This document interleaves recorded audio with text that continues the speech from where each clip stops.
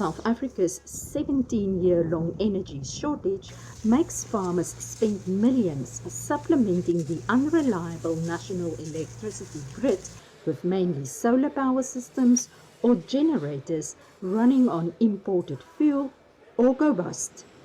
Poultry farmers say power outages are bad for their birds and their equipment. As soon as the power goes out, the fan shuts down and the chickens won't have more than 15 to 30 minutes.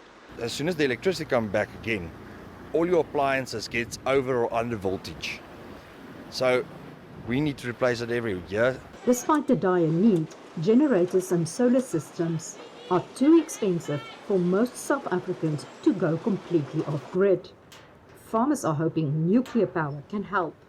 An interest group made up of regional family farmers called the Southern African Agri-Initiative announced a strategic partnership this March with American investment firm C5 Capital to bring a new kind of small nuclear reactor to rural areas. We can now deliver clean, sustainable energy to these farming communities by using a pebble bed modular nuclear reactor like the HTMR 100. It's extremely safe to operate. It is much cheaper and much smaller than any of the other conventional types of nuclear that we know. Small modular pebble fuel reactors could allow farmers or other power users to become independent from government-supplied electricity.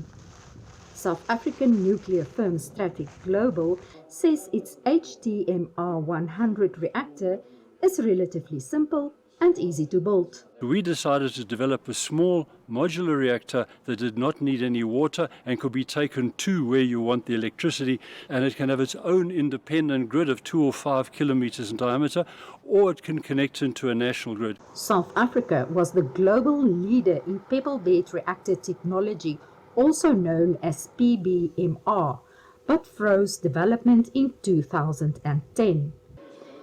Some South African researchers and engineers established Stratic Global and locally developed the helium gas-cooled pebble fuel reactor, the HTMR 100.